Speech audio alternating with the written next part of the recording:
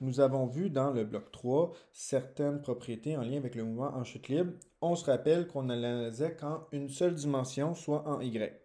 Eh bien, cette fois-ci, on va regarder ce qu'on appelle le mouvement de projectile. Donc, quand on lance une balle, par exemple, bien, quand on le regarde de côté, on constate qu'il y a deux dimensions. On pourrait même aller jusqu'à 3, mais nous, on va s'attarder à seulement 2 dimensions. Donc, on va essayer de comprendre le mouvement des projectiles avec un exemple. Donc, supposons qu'on a un canon ici qui lance un boulet de canon.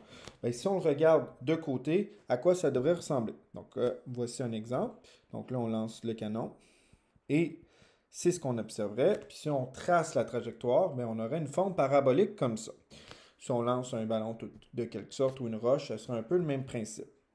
Si on le place dans le plan cartésien comme ça ici, bien, on peut considérer que le boulet de canon de départ était à 0, 0, en X et en Y. Donc, notre boulet de canon plutôt, est lancé selon une certaine orientation, comme ça ici. Bien, ça, on va le représenter comme étant le vecteur de la vitesse initiale. Et l'angle ici, bien, ça va être l'orientation de ce dit vecteur-là. Okay. Comme c'est un vecteur, bien, il va y avoir une composante en X et une composante en Y. Et justement, on va essayer d'analyser un peu les deux composantes, comment on peut traiter ce type de problème-là. Donc, en X, ben, il n'y a rien qui ferait en sorte qu'il y aurait une accélération soit positive ou négative. Donc, l'accélération est tout simplement nulle. Et comme il n'y a aucune accélération, ça veut dire que la vitesse en X est toujours constante. Donc, la vitesse initiale en X va être la même chose à la fin.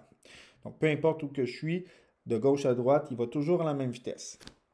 Par contre, en Y, bien, le fait qu'il remonte et qu'il redescend, bien, c'est à cause qu'il y a une accélération gravitationnelle qui est de moins 9,8 mètres par seconde au carré. Ensuite, il y a d'autres propriétés qui sont similaires à celles du mouvement en chute libre. Donc, premièrement, bien, au sommet, ici, bien, on se rappelle que la vitesse est de 0. Comme on va le traiter en Y, bien, ça veut dire que la vitesse en Y est de 0 mètres par seconde au sommet, à cet endroit-là. Ensuite, on se rappelle que quand on a deux positions de la même hauteur, bien, la vitesse est la même, mais de signe contraire. Donc, ces deux positions-là ont la même vitesse, mais par exemple, en Y, ça pourrait être de 8 mètres par seconde ici parce que ça monte, et ici, ce serait de moins 8 mètres par seconde. Maintenant, pour ce qui est des formules, donc, comme il y a une composante en X et une composante en Y, mais on va les séparer au niveau des formules. Donc, en X, aucune accélération, ça veut dire que c'est un mouvement rectiligne uniforme. Et en Y, bien, comme une accélération, c'est un mouvement rectiligne uniformément accéléré. Je vais commencer par la droite. Donc, au niveau de Y, c'est les mêmes formules que le MRUA, c'est juste qu'on va remplacer X par Y. Puis pour la dernière formule, le YF moins le YI, ben, c'est tout simplement le déplacement en Y. Les deux formules pourraient être prises.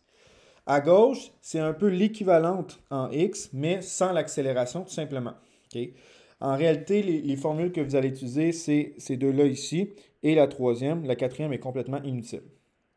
Donc, cette formule-là, ça découle de la formule de la vitesse qui est XF moins XI divisé par delta T, où on a tout simplement isolé le XF.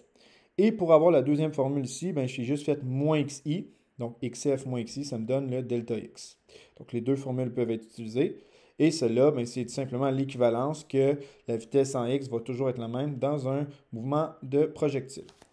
Mais là, vous allez me dire, monsieur, il y a énormément de formules. Comment je peux être capable de passer de X à Y et de Y à X, comme ça ici?